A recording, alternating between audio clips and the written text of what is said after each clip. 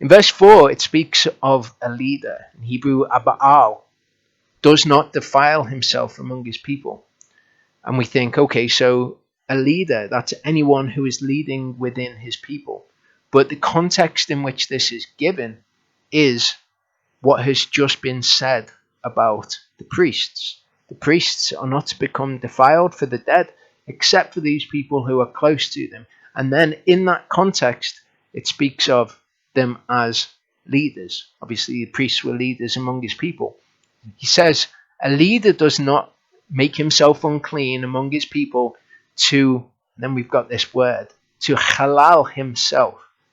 Okay, so to make himself unclean wouldn't be to make himself common. So there's something else going on here with this word halal, and we'll unpack this a bit as we go on. But verse 5 says, they do not make any bald place on their heads. They do not shave the corner of their beard. They do not make a cutting in their flesh. So again, this is talking about the priests. They are not to become unclean except for this specific group of people, and they're not allowed to employ these pagan mourning practices.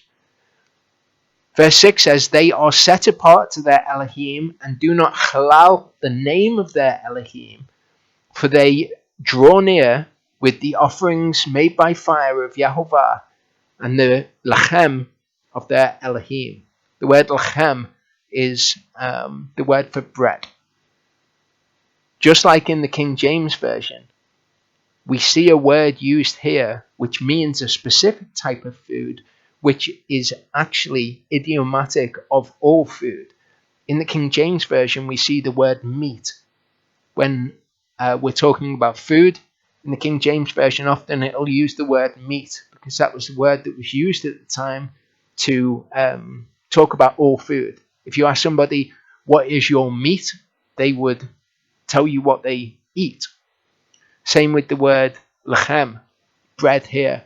So it's really the food of their Elohim, using the idiomatic term bread. So we can see that these leaders that it's talking about are the priests. They're the ones who come near with the offerings made by fire. They're the ones to not be defiled. They can be made unclean for a certain group of people, but they're not to engage in certain mourning practices.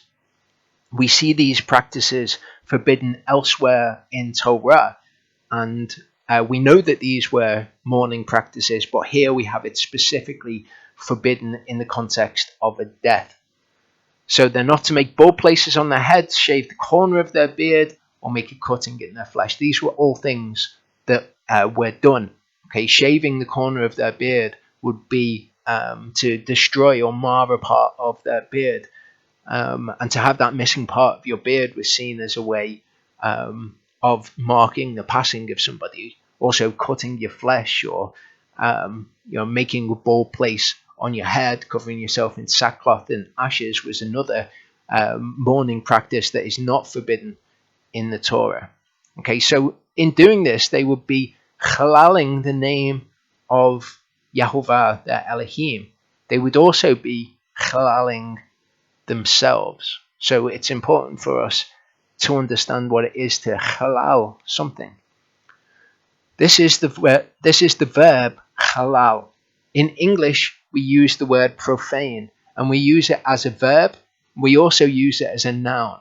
So we use it as the word for what you do to something. You profane it, and then it is the noun, the name for those things which have been profaned, the profane. So I think that is part of what causes some of the confusion when we're trying to understand the Hebrew. So halal is a verb. You can see here it says to profane, defile, pollute, desecrate. It can also mean to begin something, but that's obviously not the context of what we're seeing here. You see here it talks about to pierce. This is the second meaning of the word. To pierce, to bore something through, which is an interesting concept, and it kind of gets to the heart of what it is to profane something. Okay, so I'm going to speak about what it is to profane something, and then you'll see it through the scriptures as I bring them up. But to pierce something, to bore it through, I think a good word is to kind of eviscerate something. So to take Yehovah's name, which is holy, it's complete, and it's perfect, and to bore it through or to bore it out, to leave kind of the shell of what it is, but not the whole complete thing. You could think of the word distort. Pollute's not a bad word. You're polluting it, you're kind of changing it, you're taking away something which is essential to it, that makes it what it is. You're changing its nature, you're distorting, you're warping it. That's kind of what it is to halal something. And all of these English words do not suffice as an approximation. It's a very difficult concept for us to translate into English. So the best thing that we can actually say is the word halal, because if we can understand what the word halal is, then when it's used, we'll understand what is being described there. But this is absolutely not a concept that we have in English, and I can speak around the concept to illustrate these things to you, but really you have to understand what the word is so that when it's used it makes sense. If you think of, if you were playing a piece of music, okay, if you were playing a piece of music and you decided that you weren't going to play certain notes, and in the place of those notes you were going to play other notes, you could have been said to have halaled that piece of music. Okay, you've taken it from what it is, you've taken those elements that make it what it is, and you've changed those things. You've distorted it, you've warped it, you've changed that piece of music in line with your own will. Okay, but you've distorted its essential nature, would be a way to say it. Leviticus 18 verse 21, it says, "And do not give any of your offspring to pass through to Moloch, and do not halal the name of your Elohim." With Yahovah, he's given us something which is whole, which is complete, which is perfect. And that is his Torah. They are the instructions that we are to follow in the world. And if we are to not follow them, and we are to pick and choose which bits that we do and which bits we don't, we are halaling his Torah, we're halaling his laws. We're also, though, halaling his name. We're kind of changing something essential about his name. Exodus 20:25 is a particularly clear use of the word halal. It says, "And if you make me an altar of stone, do not build it of cut stone. If you use a chisel on it, you have halaled it."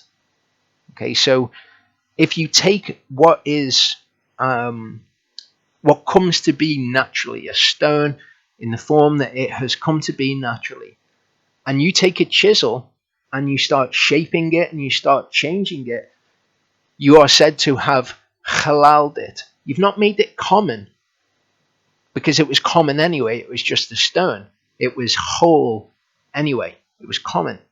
But you have halaled it. You've taken it in the form that it should be, and you have bent it to your will almost. You've changed its essential nature according to what you wanted to do to it in that context. Okay, but you are said to have halaled it. And this is what people do with the Torah also. They take the Torah and they take the name of Yahovah, which is his character, and they change the way that he is. So, for example, when we were talking about the priests before, the priests aren't allowed to become unclean for anyone apart from a set group of people. I use the example that if they were to say, well, I'm not close to my father, I'm close to this person, they're my best friend, therefore I'm allowed to. That would be to halal the name of Yahovah, because his name, his character, what he expects is set. And we see it in the Torah. If we change that, though, we are halaling it. We're not making it common if we halal it, but we are changing it, we're warping it, we're distorting it. You could think of it, perhaps in certain contexts, you could say that you were disfiguring something, but you're changing its essential nature. Exodus 31 verse 14 says, "You shall cherish the Sabbath, for it is set apart to you. Everyone who halals it shall certainly be put to death." Okay, and then it explains what it is to halal the Sabbath. It says, "For anyone who does milakah on it, that soul shall be cut off from among his people." So the way that you profane the Sabbath is to do milakah on it.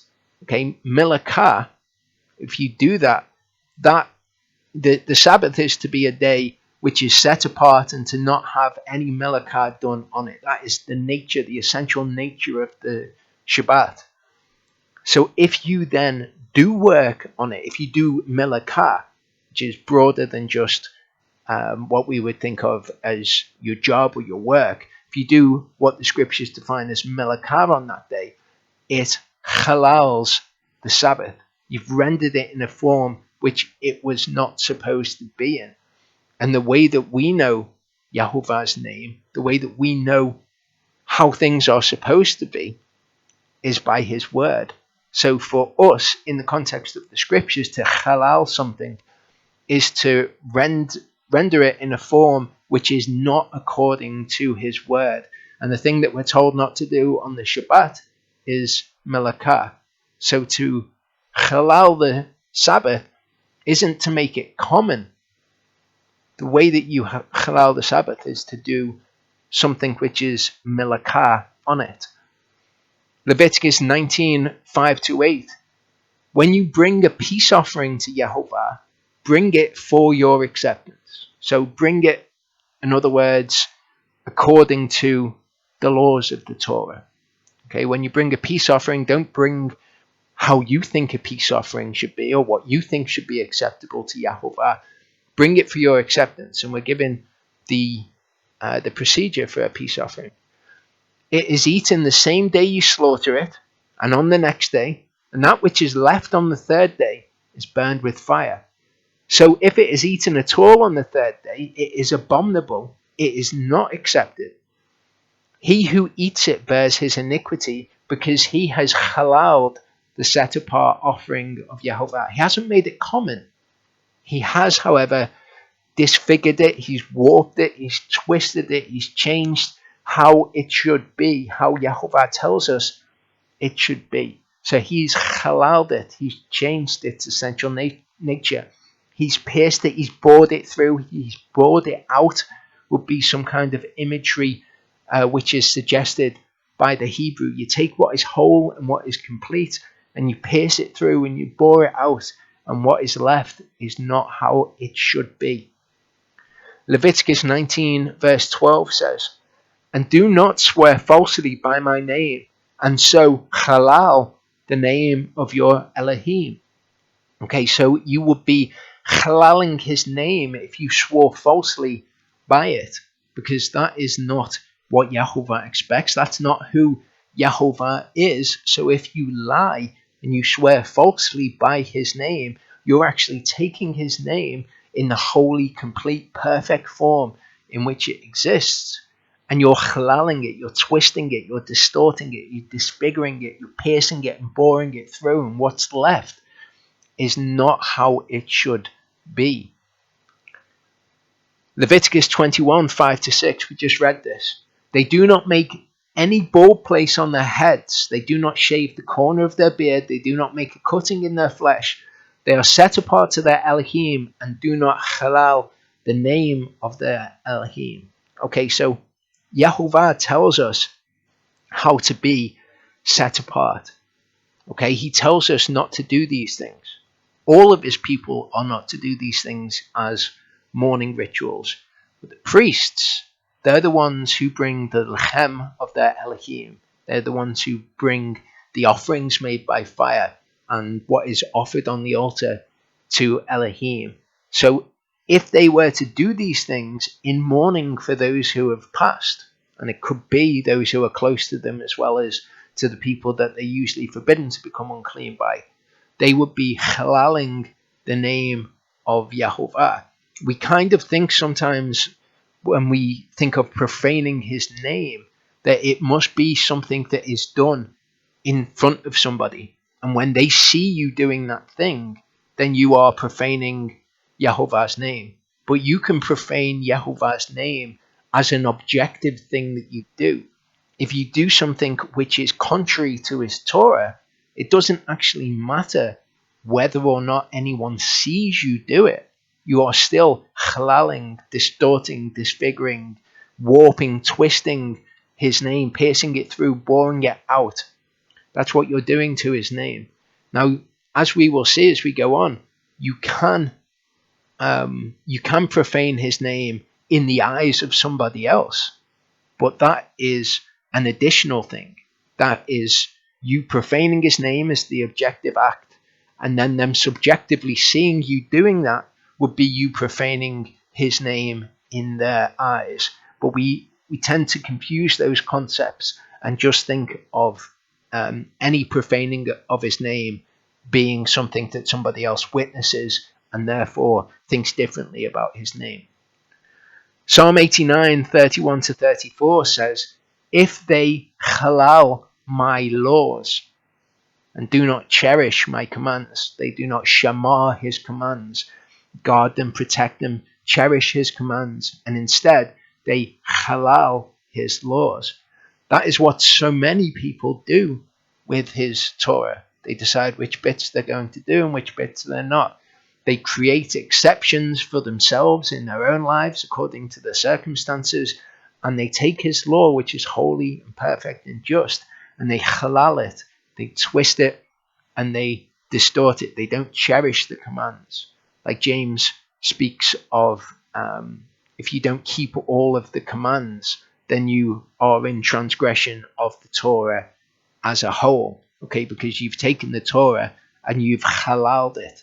You've twisted it, you pierced it, you've bored it through, you've changed it according to your will. Like if you were to halal a stone, which was a naturally occurring stone, if you were to put your chisel on it, you would have halaled that stone. Then I shall visit their transgression with the rod, and their iniquity with flogging. But my kindness I do not take away from him, nor be false to my trustworthiness. And then he says, I shall not profane my covenant. I shall not halal my covenant. Again, we might think, well, he's talking about making his covenant common in some kind of way, and we maybe struggle to really see what was being said there, but that understanding is actually incorrect.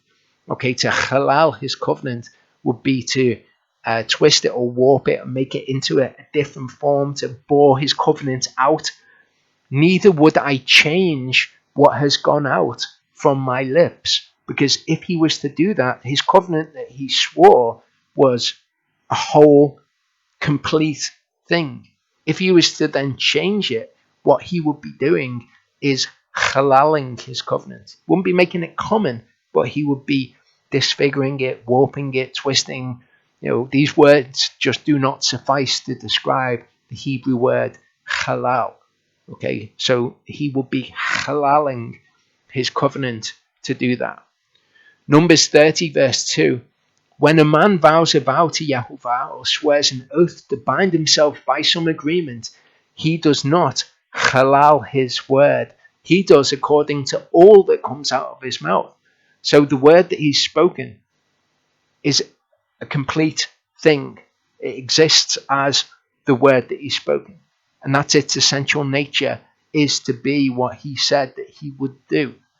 If you don't do it, and you don't do according to all of it, like the Torah, what you would be doing to your word is you would be halaling it. You wouldn't be making it common, but you would be halaling that word. Just like with the Torah, if you don't do the Torah, you're halaling the Torah, you're halaling his laws and his justices. Same with Yahovah's name. Okay, we are to be conformed to the image of his son. We're to walk after his name. If we take the Torah and we do not do according to all of it, we're halaling his name. That's what it is to profane the name of Yahovah.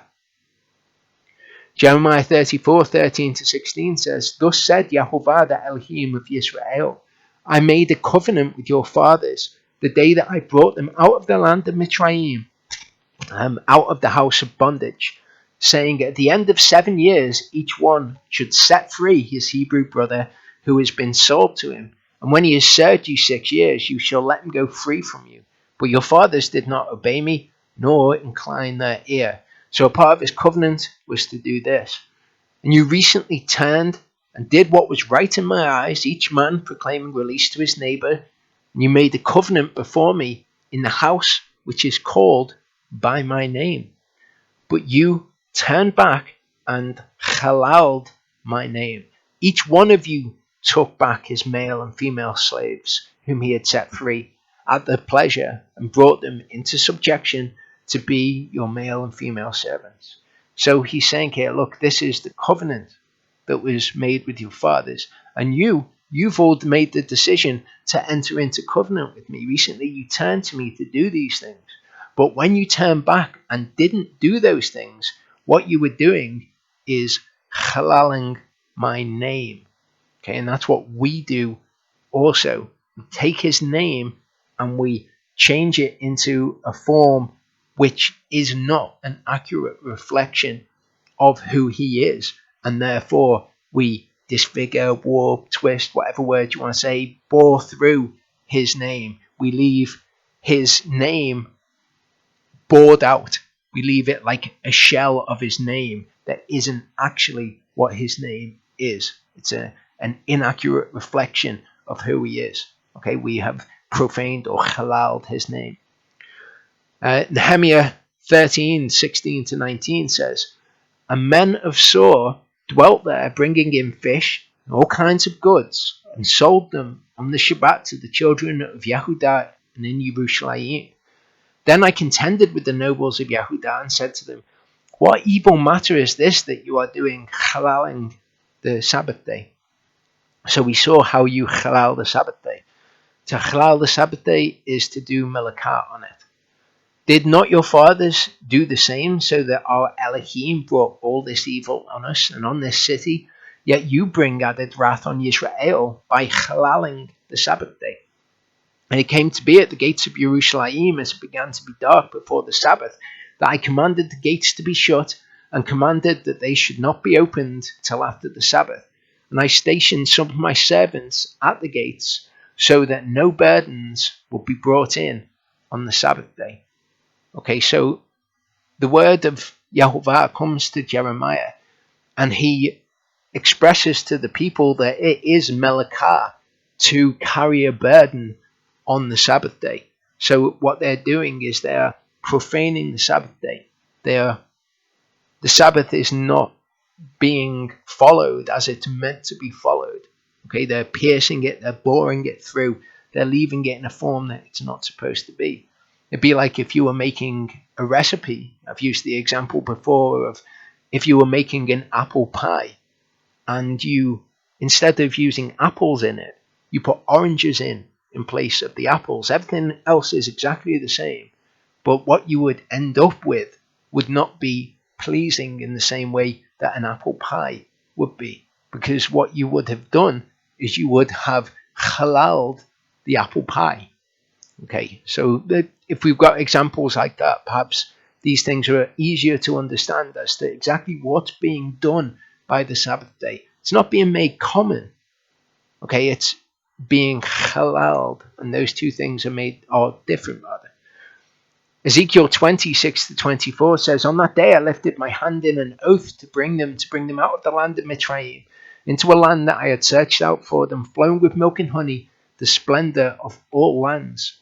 And I said to them, each one of you throw away the abominations which are before his eyes, and do not make yourself unclean," spiritually unclean here, "yourselves with the idols of Mitzrayim." We know they made themselves spiritually unclean in their hearts with their idols. "I am Yahovah your Elohim. But they rebelled against me, would not obey me. All of them did not throw away the abominations which were before their eyes, nor did they forsake the idols of Mitzrayim. So I resolved to pour out my wrath on them to complete my displeasure against them in the midst of the land of Mitzrayim.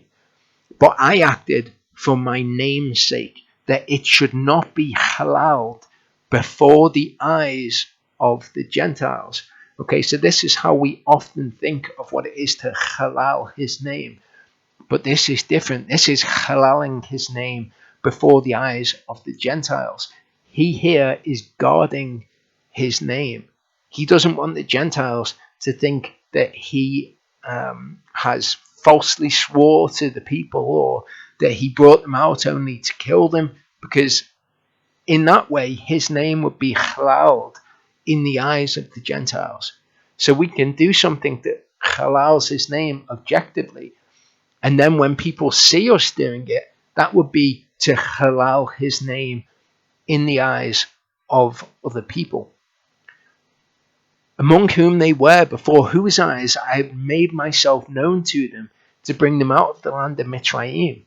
So I took them out of the land of Mitzrayim, and I brought them into the wilderness, and I gave them my chukat, showed them my mishpatim, which if a man does, he shall live by them. So his chukat and his mishpatim are actually both a part of his name. They're both a part of what he would do in that situation, what is just and what is righteous. And I also gave them my Sabbaths to be a sign between them and me, to know that I am Yehovah who sets them apart. But the house of Israel rebelled against me in the wilderness. They did not walk in my chukat, but they rejected my mishpatim, which if a man does, he shall live by them. And they greatly halaled my Sabbaths. Then I said I would pour out my wrath on them in the wilderness to consume them. But I acted for my name's sake, not to halal it before the Gentiles, before whose eyes I had brought them out. So again, he didn't smite them. He didn't destroy these people. He acted for his name's sake, because he had become known before the Gentiles. So if he was to bring them out into the wilderness and then destroy those people, that's how the Gentiles would know him. And that would halal his name in the eyes of the Gentiles. I myself also lifted my hand in an oath to them in the wilderness, not to bring them into the land which I had given them, flowing with milk and honey, the splendor of all lands, because they rejected my mishpatim and did not walk in my chukat, and they profaned my Sabbaths, for their heart went after their idols. And my eye pardoned them from destroying them, and I did not make an end of them in the wilderness. And I said to their children in the wilderness, do not walk in the laws of your fathers, nor observe their rulings, nor defile yourselves with their idols. I am Yehovah your Elohim, walk in my chukat, cherish my mishpatim, and do them. Set apart my Sabbaths, and they shall be a sign between me and you, to know that I am Yehovah your Elohim. So just like he's made a covenant with us, and this was a new covenant that was made by Yeshua's blood, with these people, he re-established the covenant that he had made with their fathers. For us, he said, it's not going to be like the covenant I made with your fathers. This is going to be a covenant made on better promises than their promises. This is going to be a covenant which people will obey, unlike those people who didn't obey. But for their children, he said, okay, as you're coming into the land, I want you to follow my laws, my justices, set apart my Sabbaths, and they will be a sign between me and you. But the children rebelled against me. They did not walk in my chukat and my mishpatim. They did not cherish doing them, which if a man does, he shall live by them. They halaled my Sabbaths, so I resolved to pour out my wrath on them, to complete my displeasure against them in the wilderness. But I held back my hand and acted again for my name's sake, not to halal it before the eyes of the Gentiles. So Yehovah is saying here that he himself would have profaned his name or halaled his name before the Gentiles. So he acts for the sake of his name, doesn't kill them, so that the Gentiles among whom he was made known, so that his name is not halaled in their midst, but it would be him halaling his own name here, before whose eyes I have brought them out. Also, I myself lifted my hand in an oath to those in the wilderness to scatter them among the Gentiles and disperse them throughout their lands, because they had not done my mishpatim. They rejected my chukat, and they halaled my Sabbaths, and their eyes were on their fathers' idols. And of course, this is the position that we are in at the moment. Okay, we are scattered amongst the Gentiles, but he promised that he would do this to them at this point. He just didn't destroy them at this point because he didn't want his name to be halaled in the eyes of the Gentiles. Ezekiel 23:39 says, and when they had slain their children for their idols, on the same day they came into my set apart place to halal it. Okay, a set apart place is to be a place where the Torah is followed. It's all to be done according to a particular set of requirements. You cannot be unclean if you are going to enter into there, for example. So by coming in on that same day that they had slain their children to their idols, they were disfiguring, they were warping, they were twisting, piercing, boring through his set apart place. In Psalm 74 verse 7, it says, they have set fire to your set apart place. They have halaled the dwelling place of your name to the ground. So here, setting fire to it is described as halaling it to the ground. So we can see again that it's this piercing, boring through, twisting, destroying, disfiguring. English words don't suffice to describe the simple Hebrew word halal. They have halaled the dwelling place of your name to the ground. Ezekiel 22:26 says, her priests have done violence to my Torah, and they halal my Kodesh. Okay, so to halal his holy matters, as it's translated, that is to disfigure and warp them. Okay, they have done violence to his Torah. They've halaled it, they've twisted it, they've made it into a form that is not recognizable. They have not distinguished between the Kodesh and the Chol. Okay, so this word's translated profane, kind of just means common, not holy, unholy, so to speak. Nor have they made known the difference between the Tameh and the Tahoah, okay, clean and unclean, and they have hidden their eyes from my Sabbaths, and I, Yahovah, am halaled in their midst. Okay, so they've halaled what is supposed to be holy. Doesn't mean that they've made it common. It means that they've destroyed it, they've warped it, they've twisted it. And the way that they did that is they didn't make the distinctions that the Torah makes distinctions. Ezekiel 44:23 says, they are to teach my people the difference between the Kodesh and the Chol, and they make them know what is Tameh and Tahoah. So, as we looked at a few weeks ago, this idea that the priests, when they don't make this distinction between these things, do violence to the Torah, they halal his name and they halal the Kodesh. Okay, we saw that in the millennium, his priests will actually make a distinction. And Ezekiel chapters 40 through 48 are all about the millennium, so we're going to see that these things will be done. We're looking at the instances here of this word chol being used, because that word is only actually used 7 times in all of the scriptures. The rest of the time we have this word halal, which is the verb, it's what you do. Chol is the noun, referring to a class of objects. And the word chol is related to the word halal. But what we tend to do is we forget what it is to halal and then incorporate that understanding into the word chol. And we take the word chol, which is profane or common, and we put that understanding into the word halal. We get it exactly backwards. But his priests are going to be making this difference. And the reason that I point this out is so that you can see exactly how they do that, because that is described for us in Ezekiel 40 through 48 also. Okay, these are the handful of times that this word chol is used in all scriptures.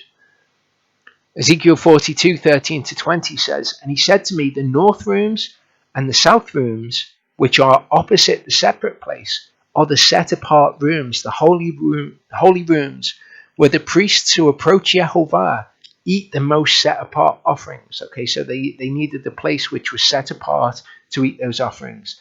There they placed the most set apart items, the holy of holy items, and the grain offering and the sin offering and the guilt offering.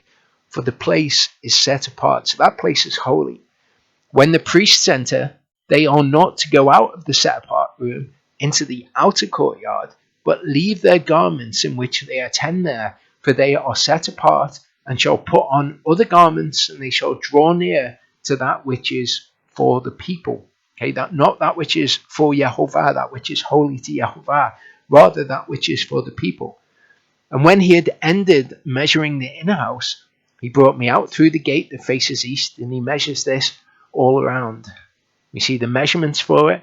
It says on the four sides he measured it. It had a wall all around, 500 cubits long, 500 wide, and that separated the set apart places, the Kodesh places, from the whole places.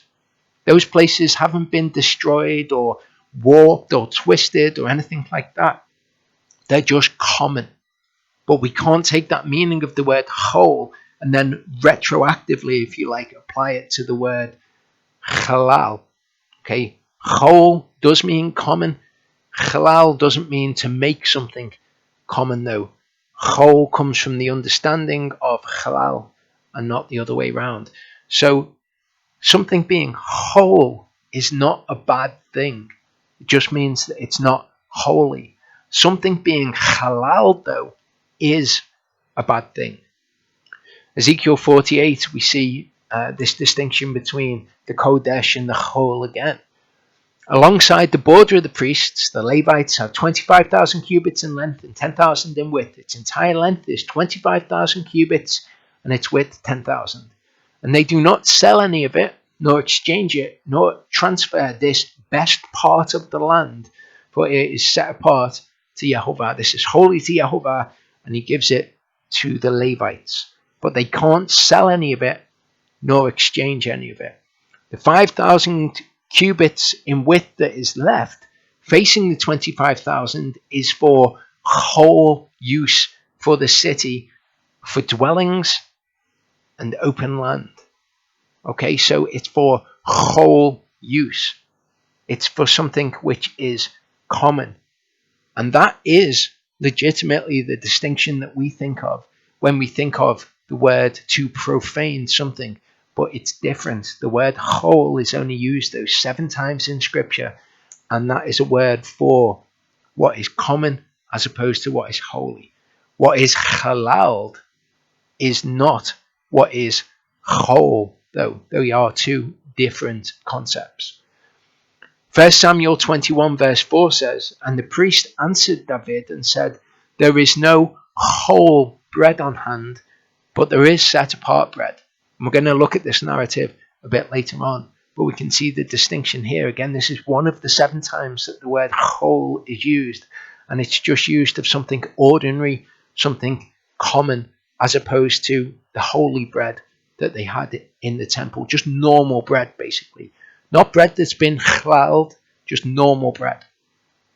Luke 11 verse 2 says, "And he said to them, When you pray, say, Our Father in heaven, Let your name be set apart. Let your name be hagiazo. So this is what we're to pray to the Father. And to hagiazo something, to kadash it in the Hebrew, okay, is not to profane it. What we should be doing is setting his name apart, because it's holy, it's complete, it's perfect. We've got what his name is as best as we can understand it from the scriptures, and we're to set it apart, we're to set it on high, we're to lift it up, we're to exalt it, okay, but we're not to halal it. Ezekiel 36 verse 22, and now hopefully this verse will make more sense, and we can get more sense out of the scriptures when we read them, when we understand the words that are being used. Therefore say to the house of Israel, thus said the Master Yehovah, I do not do this for your sake, O house of Israel, but for my set apart name's sake, which you have halaled among the Gentiles wherever you went. So what they are doing is not making his name whole among the Gentiles, not making it common among the Gentiles. They're defiling it among the Gentiles. And what have we seen? Okay, when Yehovah's people went and were among the nations, they started following all sorts of different religious practices. You've got Judaism, you've got Christianity, all of which profane his name. Torah keepers who don't keep the Torah properly, and people who want to exclude the New Testament and Yeshua's words, excluding him as a Messiah, and all those things. What they do is they profane his name. They halal his name. So what Yehovah is saying is, for the sake of his name, which is to be represented how it is, it's not to be bored out or born through and made into, fashioned in a way that it in fact isn't. For the sake of his name, he's going to call his people back, and his name is going to be established on the earth. These systems, these religious systems, or these understandings of how to worship Yehovah, which is not according to his word, all halal the Torah, they all halal Yehovah, they halal his name. And for the sake of his name, he's going to bring his people back, and he's going to cleanse his people. Exodus 20 verse 7 says, you do not carry the name of Yehovah your Elohim in vain. Okay, so this idea of carrying his name in vain, we kind of have in our heads that this is one of the 10 commandments. You do not carry the name of Yehovah your Elohim in vain. That just existing on its own is one of the 10 commandments. However, when we understand what his name actually is, which is useful when we're trying to understand what halaling his name is, then we can see that this is not an isolated thought in this passage. In Exodus 34, 5-7, it says, and Yehovah came down in the cloud, stood with him there, and he proclaimed the name Yehovah. So now Yehovah is going to tell us what the name Yehovah is. Yehovah passed before him and proclaimed, Yehovah, Yehovah, and Eo, compassionate, showing favor, patient, great in kindness and truth, watching over kindness for thousands, forgiving iniquity and transgression and sin, but by no means leaving unpunished, visiting the iniquity of the fathers upon the children and the children's children to the third and fourth generations. So all of that is his name. Okay, watching over kindness for thousands, by no means leaving unpunished, visiting the iniquity of the fathers upon the children. That's all his name. So if we go back to Exodus 20 now, verse 5 says, you do not bow down to them nor serve them. That's part of the previous thought. Then the context for do not carry the name of Yehovah your Elohim starts. He says, for I, Yehovah your Elohim, am a jealous Ale, visiting the iniquity of the fathers on the children to the third and fourth generation of those who hate me, but showing kindness to thousands to those who love me and cherish my commands. You do not carry the name of Yehovah your Elohim in vain. So those previous verses, the end of verse 5, verse 6, are essential for us to understand what it is to carry his name in vain. Okay, to carry his name is how I've rendered it there. It's this word nasa. We've looked recently at the word room, which is to lift something up. Nasa is another word which is used for lifting something up. It can mean, though, not just to lift it up as in to exalt it or to lift it up in the air. It's to bear it and to carry something, to lift it up in order to carry it. So that's what we do with Yahovah's name. Each one of us carries his name. We have repented. We've turned back to conform ourselves to the image of Yeshua, and we are thereby carrying his name. So when we carry his name, we are not to halal it. Okay, we're not to represent it in a way that it is not. We're to be very precise in representing him in the way that he wants us to. That's what it is to be a priest. Okay, a priest is a Cohen. That's the name, the noun. It's Cohen. The verb is kahan. And what the verb kahan, which is what the priest is doing, Cohen means one who kahans. What the verb means is to represent a third party to somebody else, or represent a third party's words to them. So we're to represent Yehovah's words by doing exactly what he's commanded us to do. But we have to be careful that we do not halal those commands. We do not halal Yehovah's word, that we do according to all of it. Otherwise, not only do we halal Yehovah's name, but we halal it in the eyes of other people. The word shav is what is translated as in vain. You can see here emptiness, vanity, falsehood, nothingness, in lying. It's falsity, it's worthlessness.